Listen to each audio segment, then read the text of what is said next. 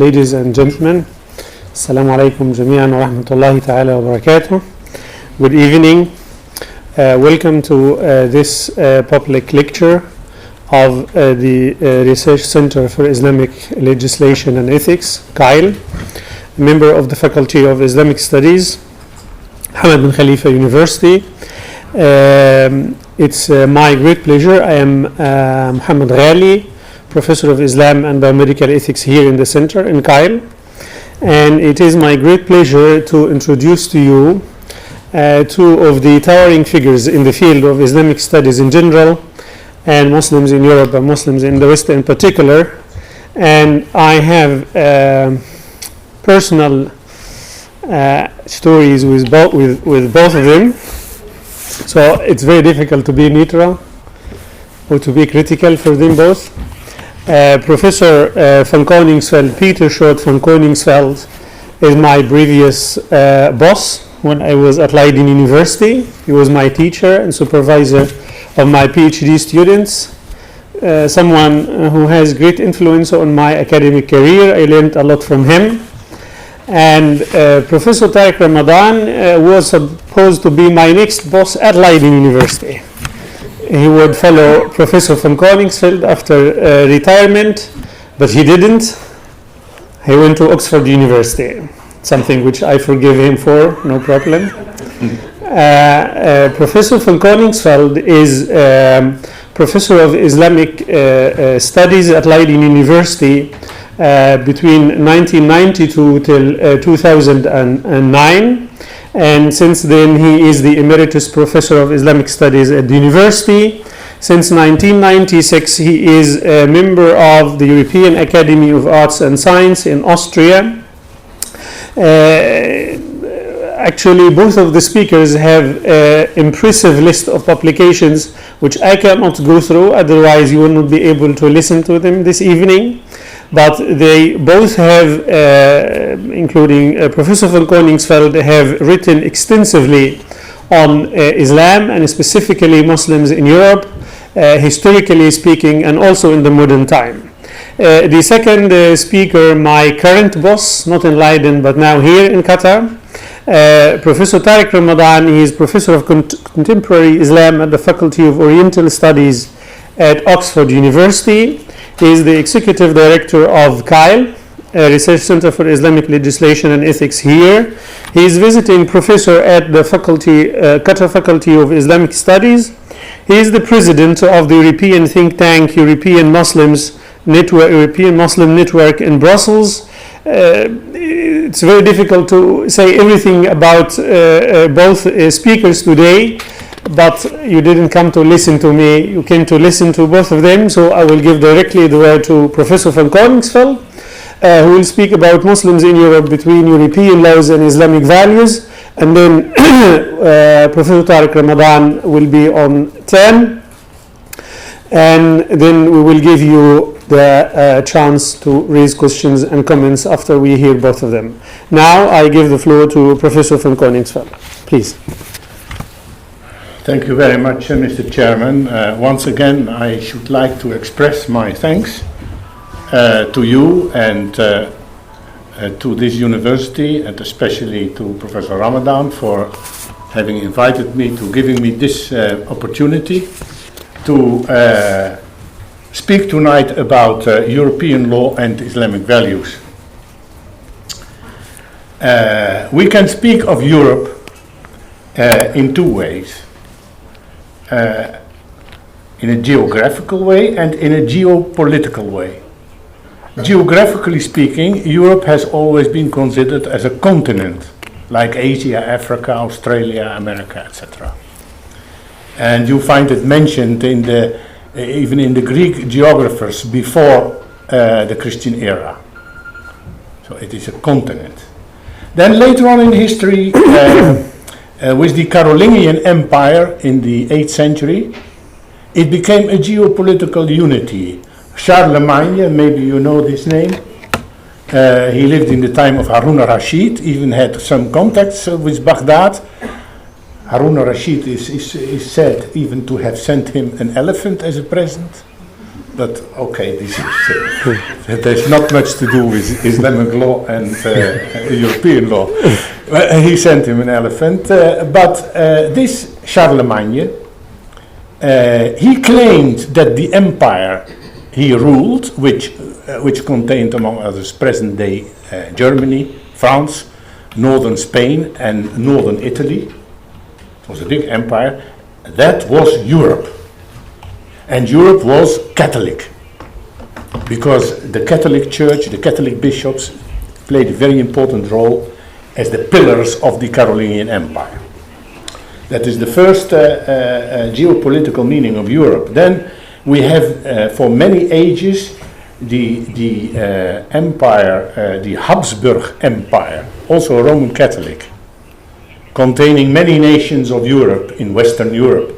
Also, it is also called the Holy Roman Empire of the German nations.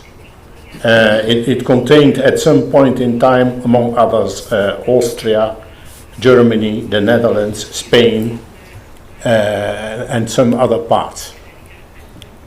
It claimed also to be Europe. And nowadays, and this is what we are going to talk about, the geopolitical meaning of Europe is claimed by the European Union. European Union, which consists now of 22 member states, and which seems to be slowly moving from Western Europe into Eastern directions. There are even discussions, as you may know, about the possible membership of Turkey, but there is very strong resistance in some circles in Europe, among others because of Islam as a majority religion in Turkey. There are other reasons, but certainly this factor plays a role. Now, we are thus confining ourselves to the European Union of today. Sociologically speaking, we can discern 5 groups of Muslims in the European Union. First of all, there are communities, old communities, remaining from the time of the Ottoman Empire, for instance in Greece, member state of the European Union. Secondly, migrant communities originating from former colonies, like communities from Indonesia in the Netherlands, from the South Asia in Britain, from North Africa in France, etc. Usually these communities came because of political difficulties in the time of their independence, because some groups had sided with the colonial masters and they preferred to migrate to the European countries in that time, shortly after the Second World War.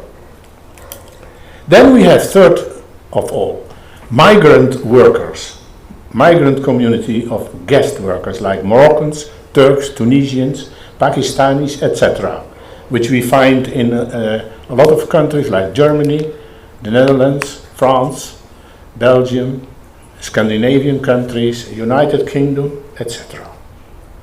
Fourth, in the fourth place, a very important group, though small, but usually well educated, containing many intellectuals and artists. These are the refugees. Many political refugees of Muslim background settled in the European Union for a variety of political reasons. You find them from Iraq, from Iran, from North African countries, from many countries, and often they are intellectuals and artists. Not all of them, but a very considerable percentage of them is well educated. And in the last place, the converts, European converts to Islam. These are the 5 sociological groups we can distinguish, and it's always interesting to keep this in mind. Of course, we don't want to generalize. Generalizations are, scientifically not acceptable, and of course we speak about Muslims in Europe, but we have to keep in mind that we are dealing with widely different ethnical and also sociological groups. The European Union is based on its most important document, which is called the European Treaty of Political and Human Rights, which is signed by all member states. If you want to become a member, you have to sign that. If not, you cannot become a member.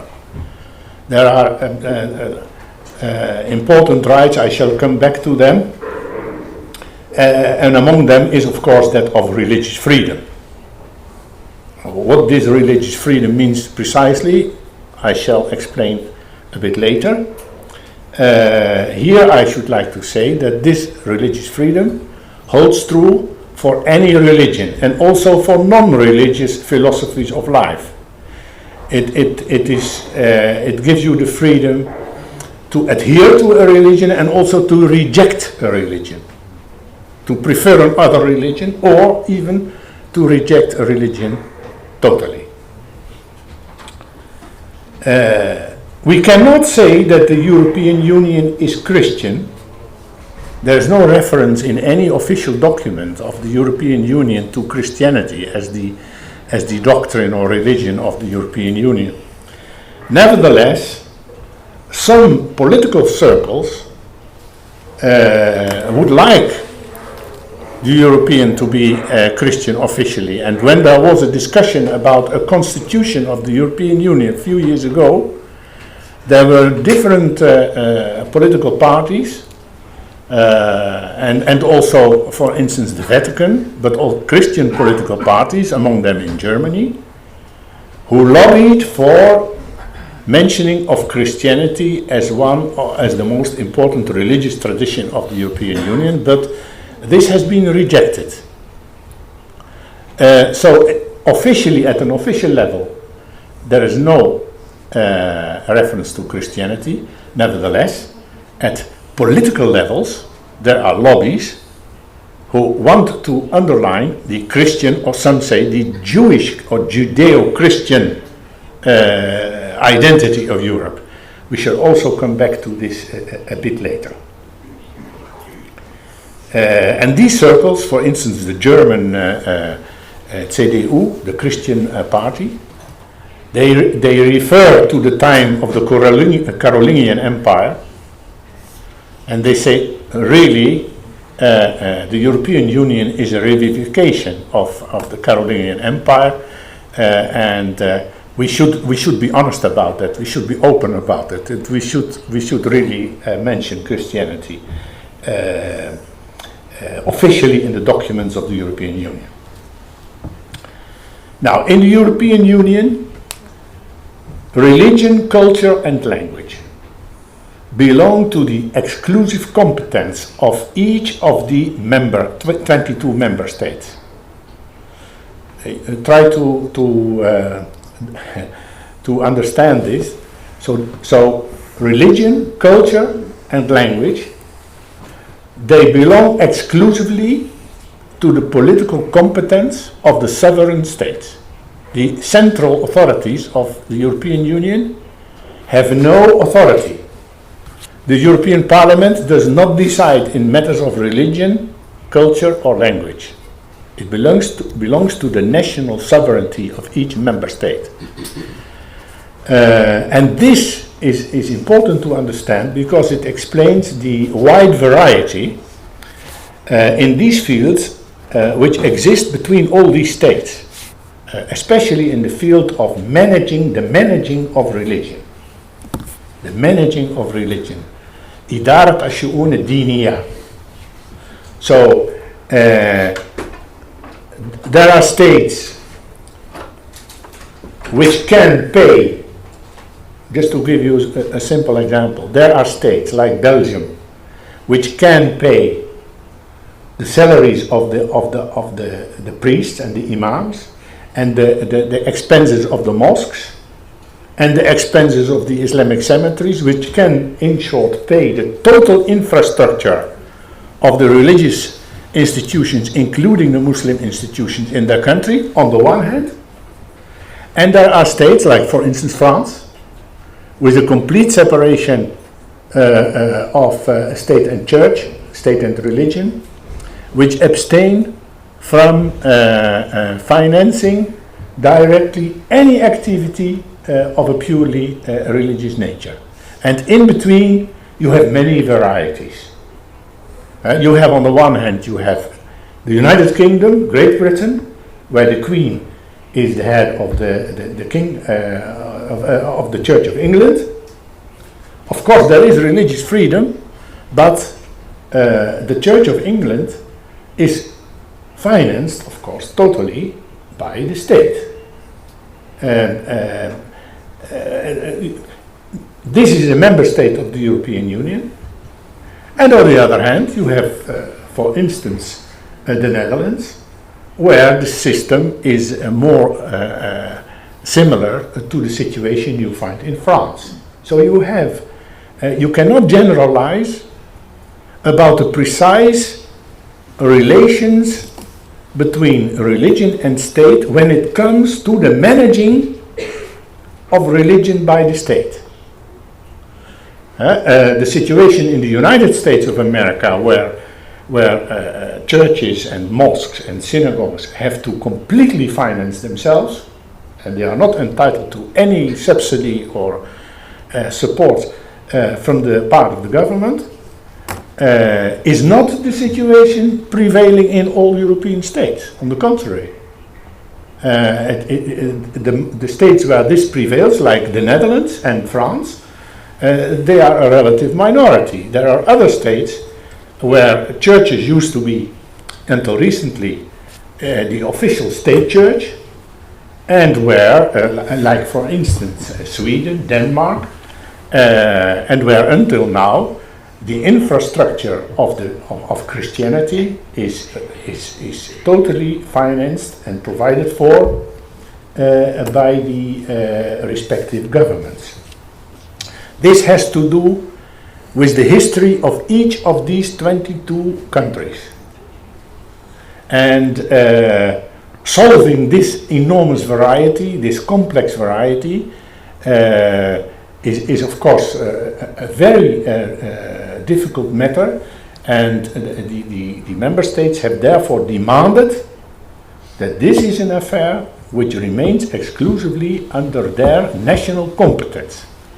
So the European Union, it is an economic union, it is a union where you can trade and travel freely, it is a market. Of course there is also a strong political dimension to this union, but when it comes to these matters, and especially to the matter of the managing of religion, it must leave this to the sovereignty of each of the member states. Understanding this will help you to get access to the complexity of the European situation. Now we come now to religious freedom. Religious freedom, which is shared, shared by all member states and supported by all member states, must be understood within the framework of the law of each of each of the member states, and the so-called public order, an-nidam al-aam. And this idea of the public order, it can differ from one country to another. I shall soon give you a few examples of that. If we translate this to Islam, we can say, generally speaking, that the manifestation of the main sha'air of Islam, sha'air, you know all what it is. We are here, Faculty of Islamic Studies, Mr. President. So I cannot I cannot explain this to you. They are free. They fall under the freedom of religion. Why? Because they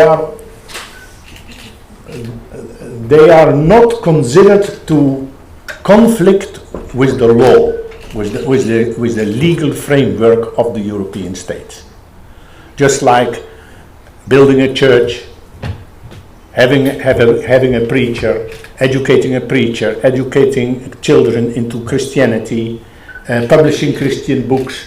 This is all falls under the religious freedom, so it falls for Christianity and as well for Islam. So this includes the publishing of Islamic books, the preaching and the teaching of Islam in the widest sense, in the mosque and outside the mosque, in public, in private, individually and in organizations. However, because of the secular nature of the European states, and we have already seen that this secularism of the European states varies from one state to another, but because of the secular nature and because of the fact that each of these states has one civil law for all its citizens, Islamic family law is not recognized in the European states. This doesn't mean that marriage cannot be symbolically be blessed in an Islamic way in a mosque, but an Islamic marriage contract concluded in Europe is not recognized before European courts of justice. It falls outside the framework of the uniformity of civil law prevailing in the European member states of the European Union.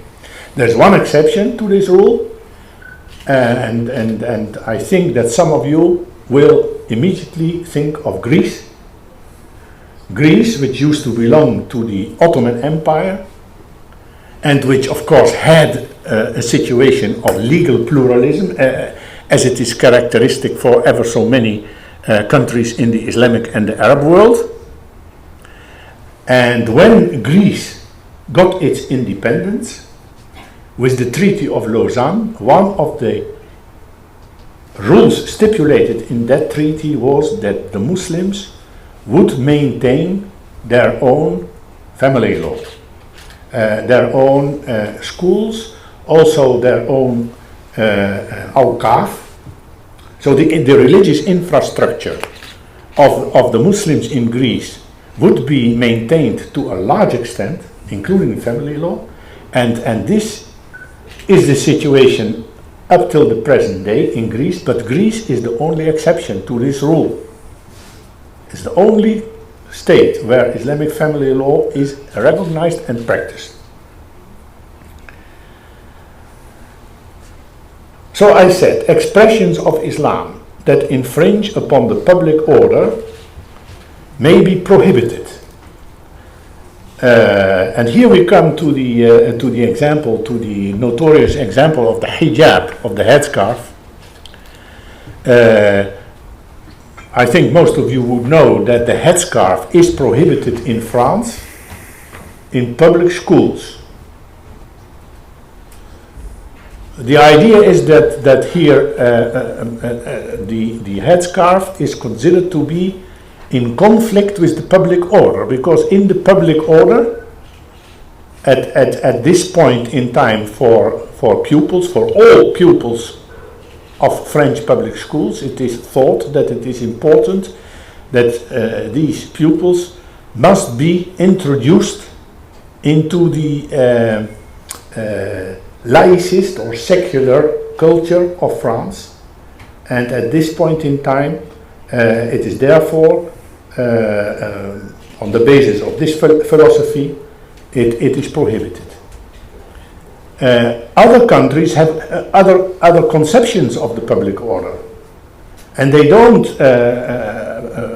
prohibit the headscarf in any place, like for instance the Netherlands. There's a different conception of the public order. Nevertheless, there are places now in all member states of the European Union where states, if they want, can prohibit, under certain conditions, the wearing of the headscarf. I mentioned the wearing of the headscarf by certain functionaries like judges, police officers, because in some countries it is thought to be contradictory to the neutrality which these functionaries should show. They should be available for all citizens, whether Muslim or not, and if they are wearing a headscarf, they are likely to be conceived as partial, without neutrality. This is also in Switzerland, for instance, true for teachers in public schools, female teachers in public schools, who are not allowed to wear the headscarf in that function. Why I'm quoting these examples? Well, for the following reason. Disputes have come about. Disputes have been presented to higher courts of justice and finally to the European Court of Human Rights in Strasbourg, in France.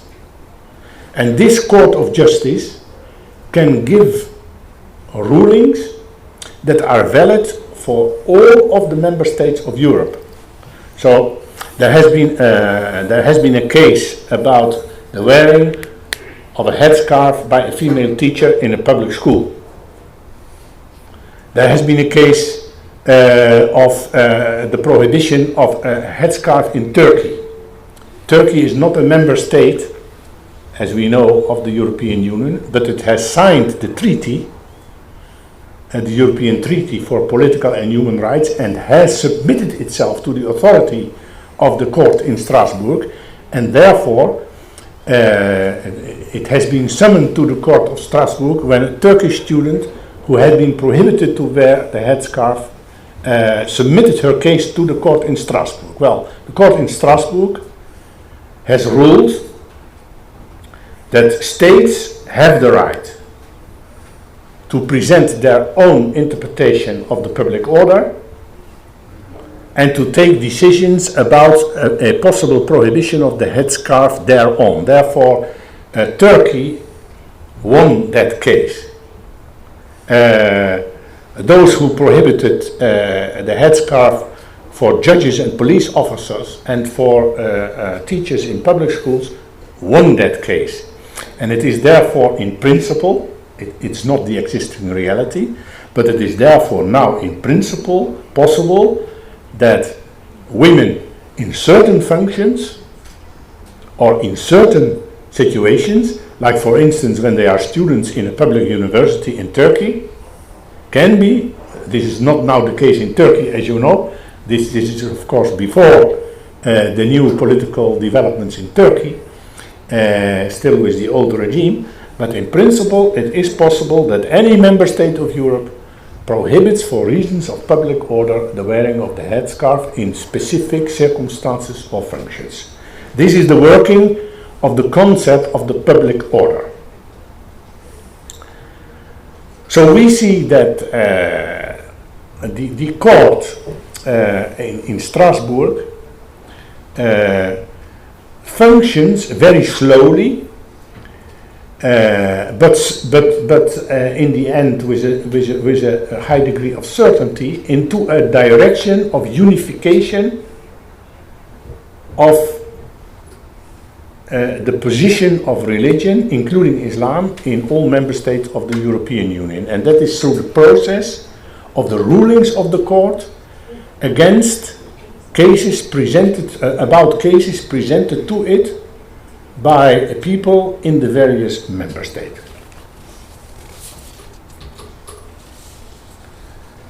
Now, a second principle enshrined in the European Treaty of Human Rights and Political Rights is that of equality, meaning the equal treatment of all residents and citizens towards the law. And here we come into a much more difficult situation, a right much more difficult to realize than the right of religious freedom. I will give you a few examples.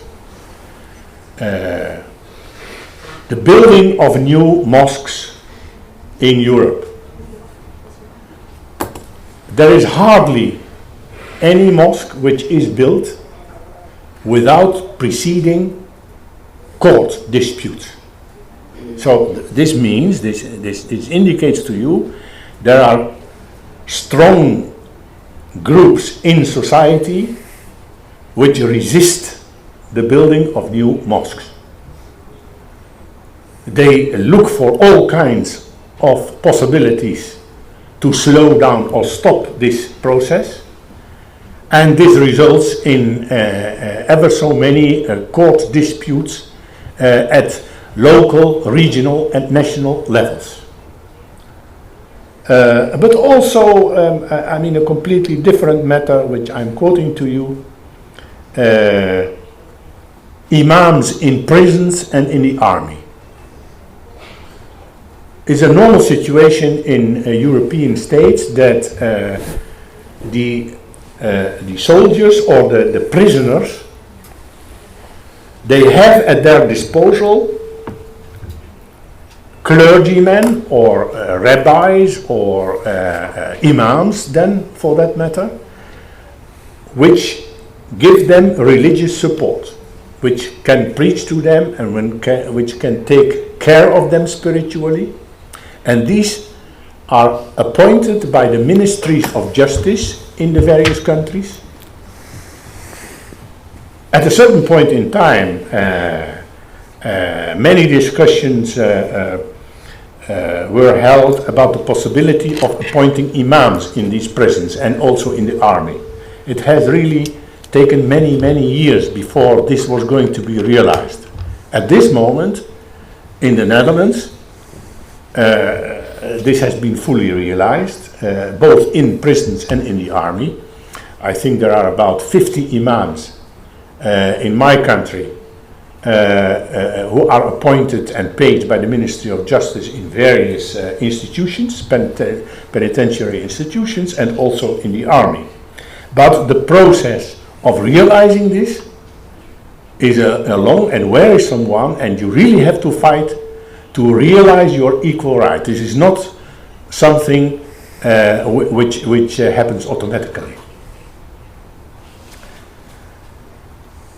In Europe of today, we observe many conflicts between human rights, the human rights of freedom of religion, and now there comes another right, which is freedom of expression. So we have here three central human rights when in our discussion of Islam in Europe, of Muslims in Europe. That's freedom of religion, equality in treatment of all residents and citizens, and third, freedom of expression. Criticism of religion, including sharp mocking and satire, has a very long tradition in Europe. This we have to understand and to know. This has a long tradition. It goes even back to the time before the French Revolution, with the works of the notorious philosopher and polemist Voltaire, the Frenchman. This prevailing critical attitude towards religion is valued by many as necessary. It is not a luxury, but it is necessary for the maintenance of secularism against perceived attacks thereon by religious, I quote, obscurantists. So the religious people, especially the religious specialists, let us say the clergymen, the rabbis, the imams, etc., perceived as obscurantists and as a danger for freedom and secularism in European societies. Okay, this all I think we can follow, but one of the main problems faced here by Muslims in Europe is the frequently disguised mixture of legally permitted criticism and satire of Islam on the one hand, which legally prohibited racism and xenophobia. So there is a mixture here. There is a mixture in my analysis. There is a mixture of criticism and satire with racism and xenophobia. Unfortunately, the best example I can quote to you is from my own country, unfortunately. It is a gentleman, a political man called Wilders. And, well, we could speak for hours about this man and his political party, but one of the main things which he has claimed and is continuing to claim, that is, I am not criticizing the Muslims. I am criticizing Islam. I'm criticizing Islam. As if Islam is not something very much related to those who believe in Islam, namely the Muslims. And it's of course very clear that there is no real distinction between Islam and the Muslims in this discourse, as became very, very clear only a few weeks ago, when there was a great consternation in my country when Wilders started just to leave his discourse on Islam, but he started to talk about Moroccans, which should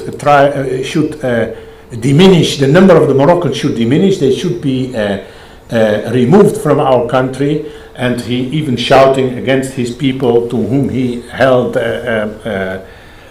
speeches.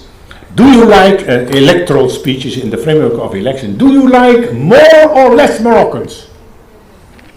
And of course the audience shouting, we want less Moroccans, we want less Moroccans. So here and now he is facing persecution by the courts,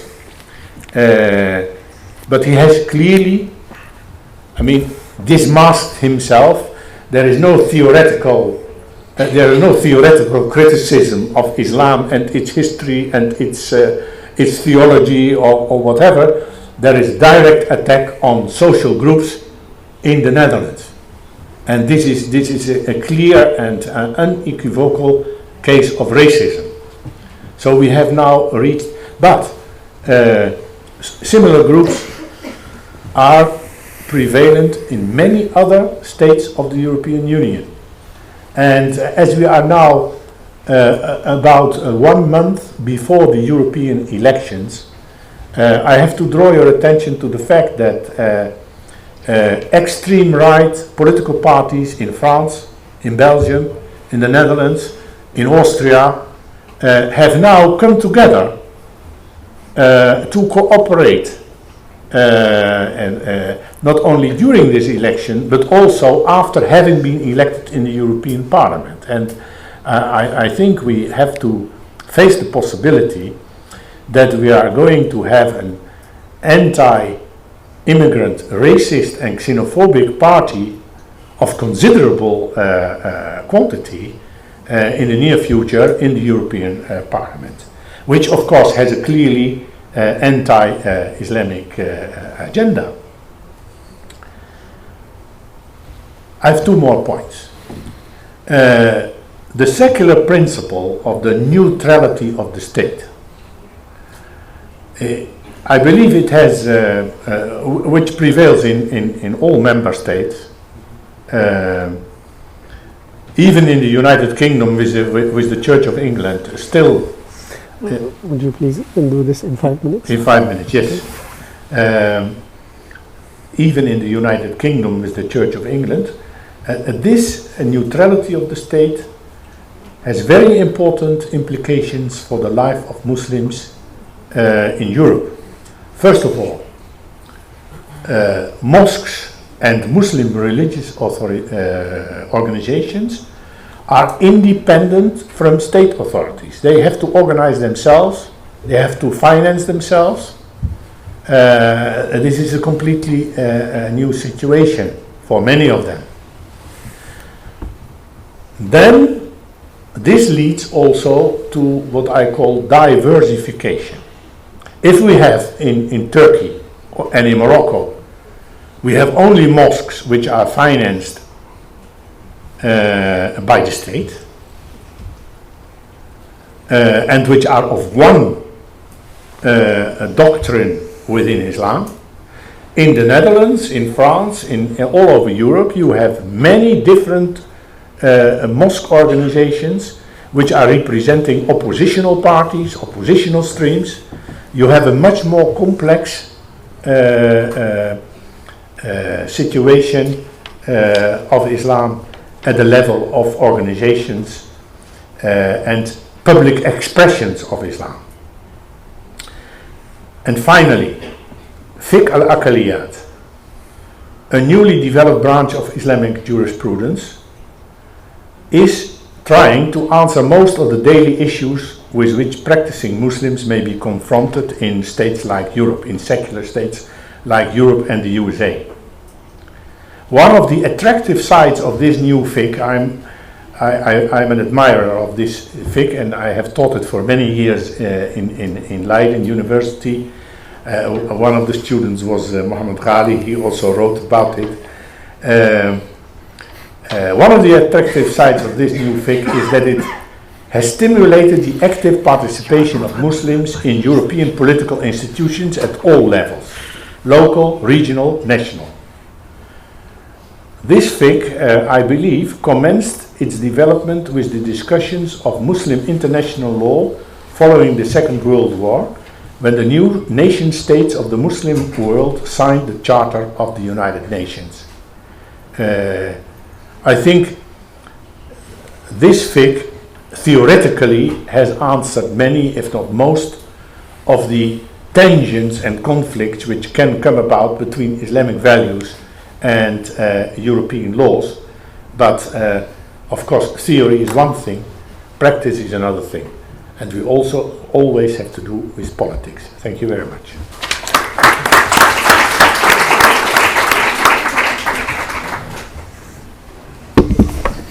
Thank you very much. Now I give the floor directly to Professor Ramadan.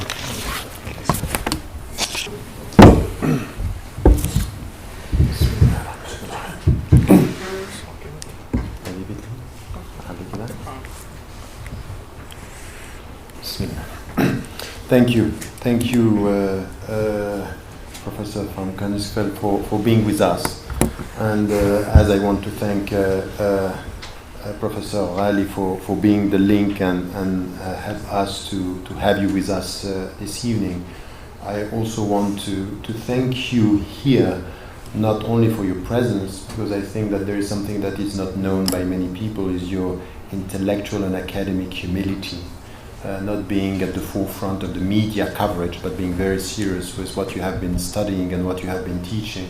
And I think that the people very often don't know you out of the exposure of some other intellectuals in the field. And I think that what you have provided us with through your teaching and your writing, it's important. And I have been, of course, following so many things that you have been doing and saying, and even in a critical way towards even some of my positions, which was very good for me and important, and I thank you for that.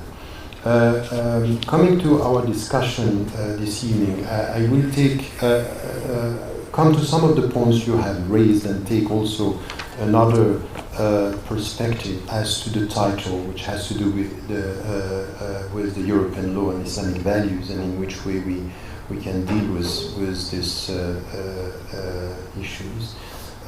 One thing that I wanted to say about reacting to 2 points that you made, just to start with, is the European Court came with something which was very nuanced. For example, when it came to the headscarf in Switzerland and the headscarf in Turkey, is saying, in the light of the law of such a country, it's possible to do this, which is what you said, which is also something which is important, is that the decision was very adapted to a very specific country. For example, even in Switzerland, for the headscarf, the decision was taken in the light of the Geneva constitution and not the Swiss constitution. That in the light of the Geneva Constitution, it was right to take this decision.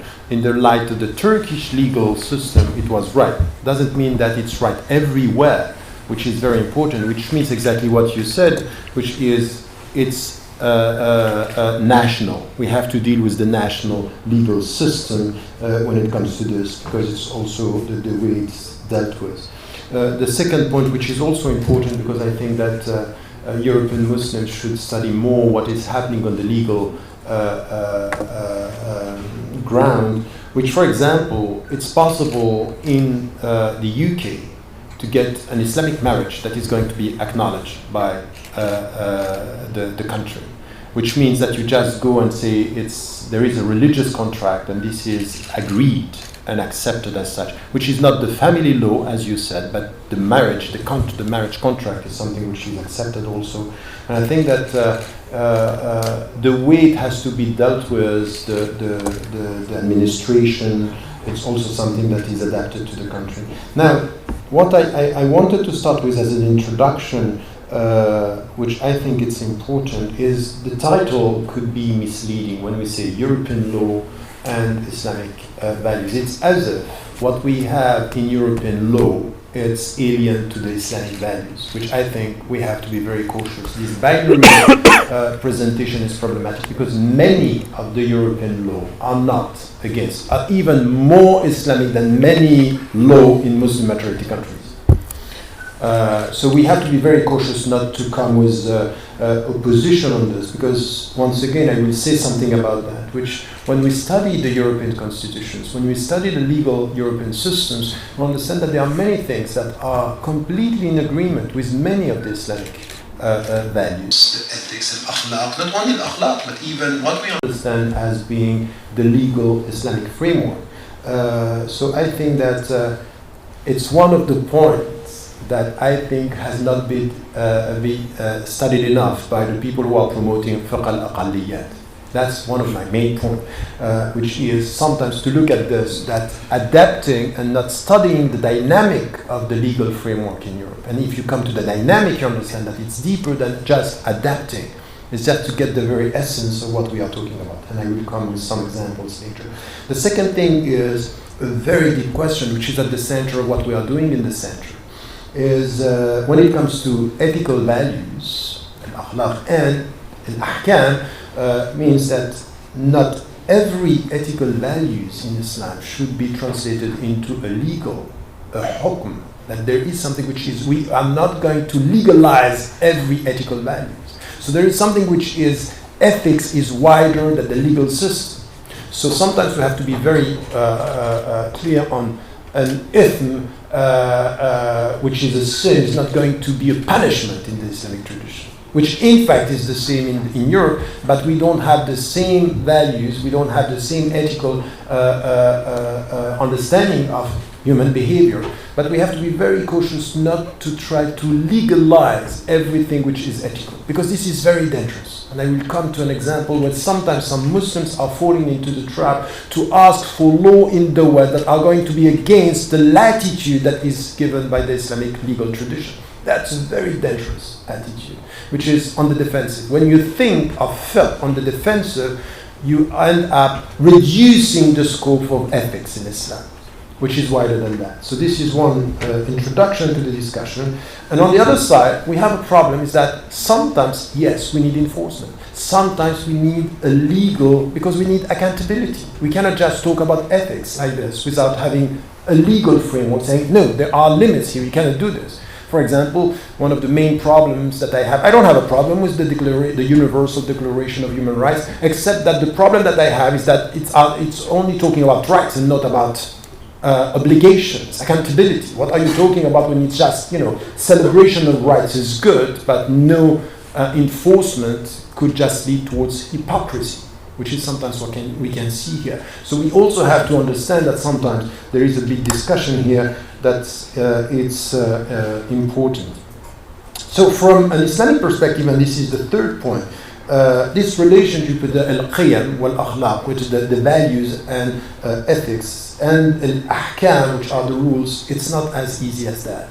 It means that we need to always connect them but not to confuse them. So this kind of relationship should be studied. And when we are living in the West, it's even more complex because you are dealing with an already legal framework, which is here. And the legal framework in the West is also based on a philosophy. There is a paradigm. There is something behind this, which has to do with humanism, which has to do with... It's true, we cannot deny the fact that it's coming from a Christian tradition. It's not Christian, but it's coming from Christian, and it's not only Christian, and this is why when the Pope said it's only Greek and Christian, they said, no, not exactly, it's deeper than that. It's even Islamic, by the way. It's even Islamic. There is an Islamic contribution to the paradigm that produced the legal framework. Even, I don't have time to go to this, but we need to get this as something which is a deep discussion. Having said that, let me come to the first point of my talk, which is also a reaction to what you were saying. When it comes to this relationship and fiqh al-aqaliyat, there is a problem here. There is a problem because it's the perception of the world that you have. When it comes to you are a minority in a specific situation, and the discussion that I had once, and we had a deep discussion on this with Sheikh Al-Qardawi, Sheikh Ben Baya, and others who are in the Fiqh Council, even Sheikh Ahmad Jaballah. I said, I have a problem with what are we talking about? When we talk about al-aqalliyat here, it means that we are a minority in number in a society. If you come to this, and this was also the subtitle of the book of Sheikh Al-Qardawi, say al-mujtama'at al-ukhra, meaning there are other societies where we are a minority. So the natural state for Muslims is to be in majority, which I don't think historically is right, by the way. But let us talk about this later. The second point is, if I understand the very dynamics of the European countries, I am not, as a human being and as a citizen, in a state of minority. Now, this is the first understanding, is the way you look at your society. Am I within or am I outside? This is one. But this has an impact because fiqh is not only about law. Fiqh is about psychology. There is a psychology of the hukm. It's the psychology of how you deal with the environment that you have to understand. Even in my introduction to the first set of fatwa that they have, I say we need to talk to the psychology of the fatwa. The psychology of the fatwa has a very important impact. It's the way you set the rule within a specific situation. Are you within the society? Do you belong to the society? Or are you alien to the context? Which, once again, is a problem. And then comes an understanding of the world which is problematic. To speak about aqalliyat, for example, this is the example I'm taking every time because it's so obvious that there is something wrong in the whole business that we need to talk about this, which has to do, for example, with economy. So coming and to say, okay, now we are not going to talk about Dar al-Islam wa Dar al-Harb. That's outdated. Now we talk about Dar al-Da'wa for al-Mawlawi, Sheikh Mawlawi, or Dar al-Ahd, which is a contract. By the way, if you come to Dar al-Ahd, which is the contract, is it the contract between whom and whom? It's not the social contract of Rousseau, but it's not the contract that we have between two entities. If you are in a society, are you going to the hadith, al-Muslimun 'inda shurutihim, that you have to acknowledge your contract and that to stick by the... What are the two entities you are talking about? If I am a European citizen, is it with the state or is it with me as belonging to the Muslim community with whom? Who are the others that I'm talking about? This is a problem. This is a problem, and I am not in Dar al-Ahd when I'm in... If I belong to the country, I'm not in Dar al-Ahd. This is why I changed myself the name, but I think that there is a problem here when it comes to, for example, saying when you are in a minority in the West, it's possible for you to buy a house under specific condition, under necessity. You can buy a house because in a situation where you are a minority, you are under the pressure of the system, the majority system. That's fine. I'm sorry.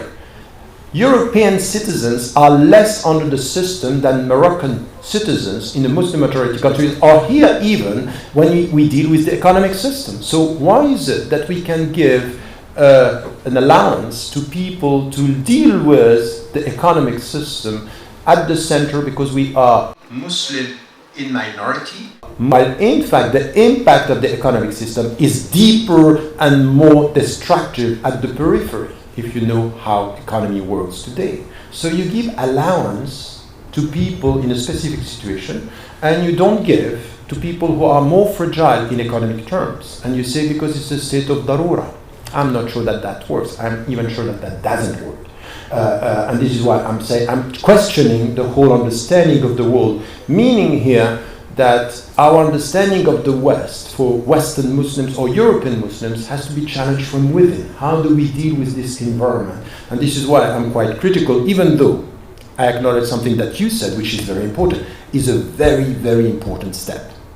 So you said, in theory, I would say, as a first step, we cannot avoid that, which is to deal with the society and to try to understand. But when we are European Muslims living in the West, we need now to get a better understanding of the dynamics, the legal systems, the philosophies. The philosophy of law, it's as important as law. And we know this from an Islamic perspective, that we need sometimes to have a philosophy of law and not only fact, which is understanding the deep objectives of what it means to have a legal system. So these are points that are important for me. Now, three situations, and I will stop here to open the discussion, and it's also in light of what you were saying. Now, let's say we are European Muslims, and we live in the West or in the States, or we are talking here about European Muslims. If I'm a Muslim French citizen, German citizen, British citizen, whatever, Dutch citizen. And now the legal framework, the Dutch legal framework, the British legal framework is in accordance, or there is no contradiction between two dimensions, which is my principle, my value, my ethics, and not only this, the objectives. Not only the value, the objectives, which is very important. I think that if we study philosophy of law, but also philosophy of values and ethics, ethical philosophy, you understand that it's not only important to talk about the value, it's important to talk about the objectives. It's what do we achieve, what do we try to reach with the value? Which once again is something that is mirroring what we are trying to do with al-maqasid in the Islamic legal tradition. If the value and the law in the West are not in contradiction with the Islamic value, and they are in agreement with the Islamic objective, I would say, and I know that some Muslims don't agree with me, and even with my own family, just to tell you the truth, deep discussion with my own brother. We are living, we are working together, but we don't agree on this. I'm saying if the European legal system is not against my Islamic value and the Islamic objective, this is my Sharia here. Why? Because I don't have an understanding of Sharia as a closed system.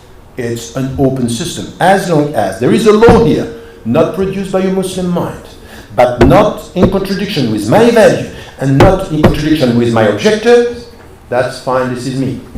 I will support this as my Sharia. So when people are saying, do you want to implement Sharia here? I say it's already done for many of the things that I think it's me. I'm not colonizing the West, I'm just acknowledging that many things that are within the Sharia could be produced by the human mind and not only by the Muslim mind and not only referring to specific revelation. So it's something which is an open system, which means here the Islamic value sometimes, that the Islamic values and the European legal system are not in contradiction in many things. And by the way, anyone who would work in Muslim majority countries will have exactly the same problem. And this is why I don't see, this discussion about, this is why I'm saying when it comes to the objectives, very often what we have in the West is more faithful to some of our objectives as Muslims than what we find in Muslim majority countries. So this understanding, it's universal in fact. It's around the world. So this is why for me today when I speak about Dar al-Shahada, for example, I'm not talking about the West, I'm talking about the world.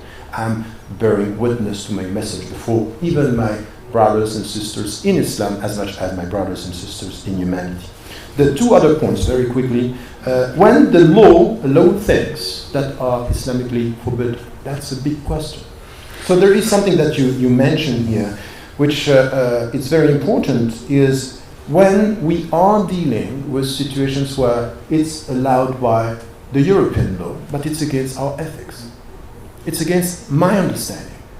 And this is where what you said about freedom of conscience should be understood, because there is something by law which is saying you are not obliged by law to accept everything which is said by the law. It's your conscience within, and you are free to express yourself. And sometimes on the defensive, the Muslims are becoming shy. They don't dare to say things that are in fact allowed by law. They can have their own freedom of conscience. For example, things that are very important that we heard. The first example, of course, is when it comes to, I have three examples here. It's things that are done, for example, when it comes to war. There is something in the legal systems which is conscientious objection. That sometimes by law you have to go, but you can, in the name of your conscience. And by the way, everybody is celebrating the Christians and Muslims, like Muhammad Ali in the States, saying, I can't do that. And in some very specific situation, in the name of the law, you can say, in the name of your ethics, I cannot do that. So these are very specific things. And for example, when you have today in some countries, the legalization of some tortures, that you can say no, for example. The psychological torture that you have in the States, or today, because this is happening now, or for example, what happened with the extraordinary renditions in Europe, in my country now, in the UK now, we know that this was done. And this was, in fact, legalized in a way because this was the war on terror. So you can, in the name of your conscience, say, I cannot accept that. And you can express it, and this is also something that has to be done in South Africa towards apartheid. This is also something which was done. Now, when it comes, for example, to what you said, which is essential, it's about, this very long tradition of mocking religions and satires and things like this, which once again, it's legal, while for us it's not ethical. This is where it's very important for the Muslims to understand the priorities. You're not going to change the law. This is why we had some Muslim institutions coming to the West saying, we need to ask for new law for blasphemy. I said, I'm sorry. This is coming from outside Europe. You don't get it. It's not going to work here. And I think more law are not going to give more respect.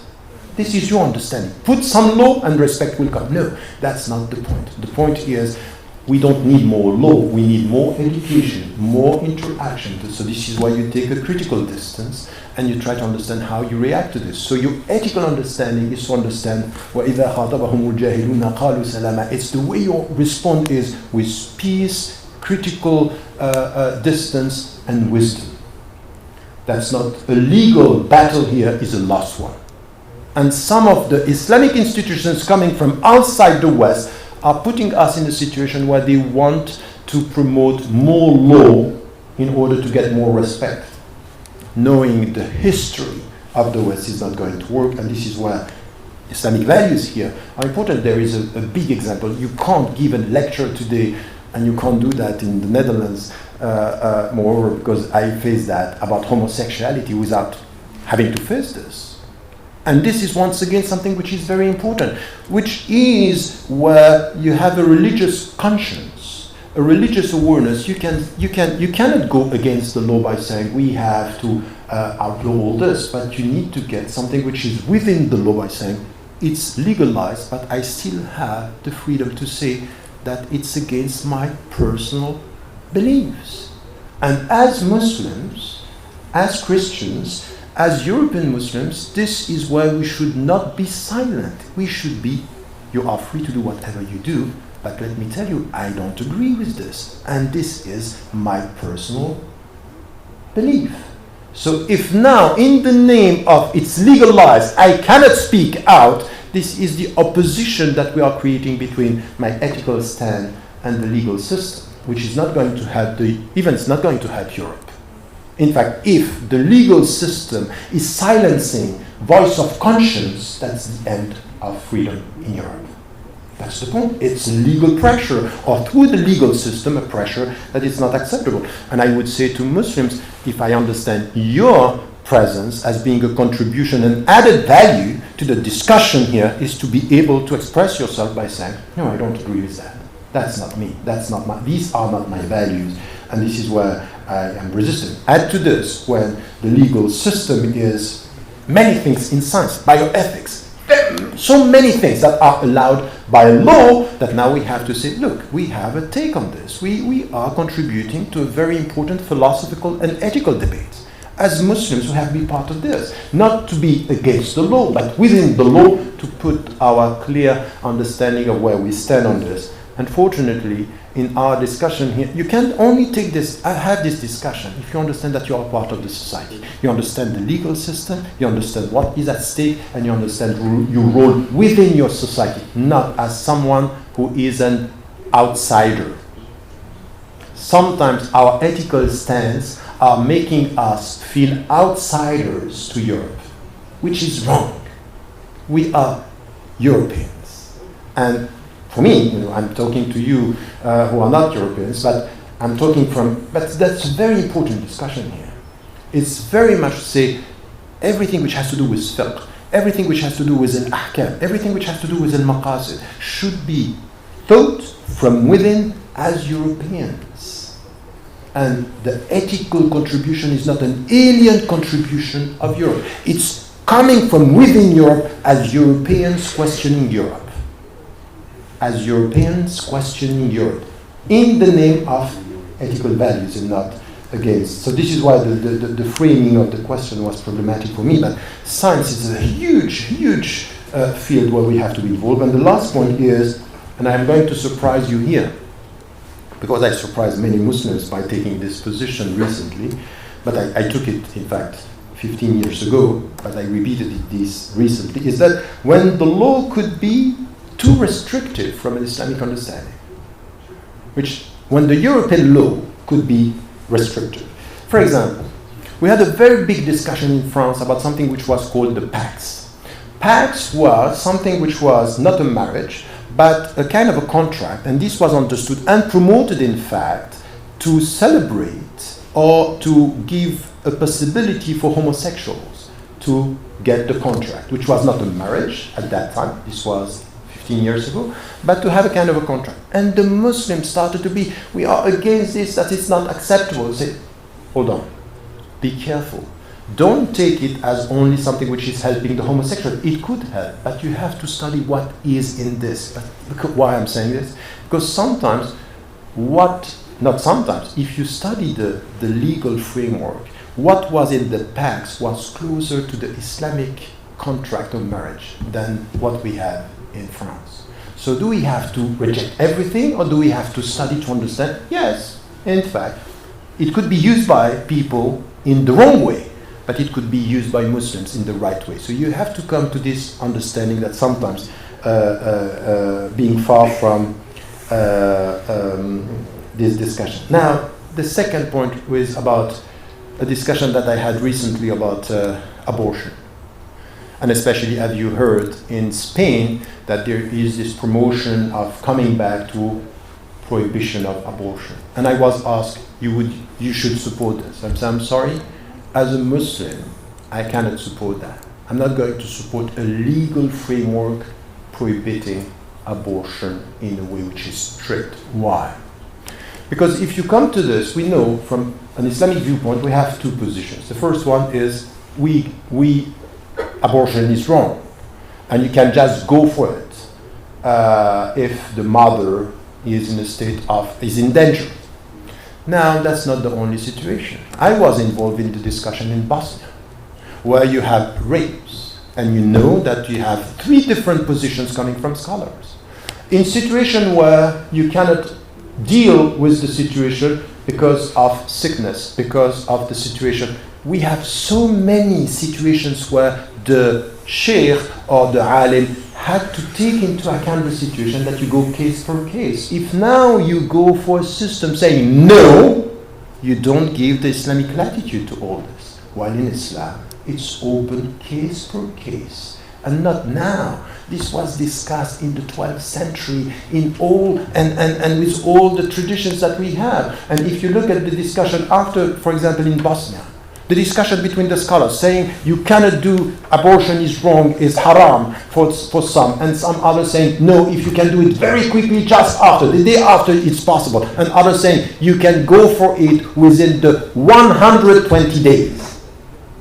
So we have so many, but you come now in the West and say absolute prohibition, which from a Christian perspective, not from an Islamic one. So I wouldn't go for that. So when I said that, many people said, what are you saying? You are promoting abortion. I said, no. There's a difference between promoting a rule that is prohibiting abortion per se than understanding the Islamic latitude, where you have to enter into consideration here and to deal with the situation. It's deeper than that. So sometimes you have the other way around, that the Islamic legal tradition is opening situation. Fatwa, it means just it's for one person in one specific situation. It cannot be exported. But it means that this has to be allowed. How are you going to say no to somebody because the legal system is saying no?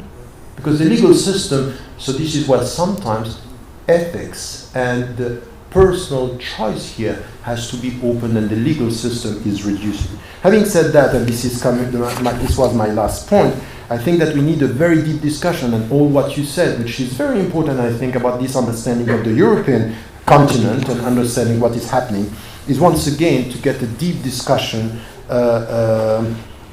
about first, not putting in opposition the European legal frameworks and the Islamic ethical values, or the values, the Islamic. This is one. The second is to promote something which is how do we deal within the system, understanding the dynamics. So we need to deal with the philosophy of law, we need to deal with the paradigm, and we also need to deal with our own legal tradition. The problem for many Muslims and European Muslims is that they don't know the European legal systems and they don't know the Islamic legal systems or the latitude when it comes to dealing with this situation, not when it comes to Muslim majority countries. And then the last point, which is important, is how do we go from ethical values to accountability and understanding the world. Understanding the world is essential here when it comes to so many issues that you can see sometimes that Muslims in Muslim majority countries are much more victims of the global system than European Muslims. And you give permission to these people and prohibition to others, which, by the way, it's, for example, last example, Sheikh Yusuf al-Qardawi went to Morocco and was saying this fatwa about what he was saying in Europe, and he had scholars in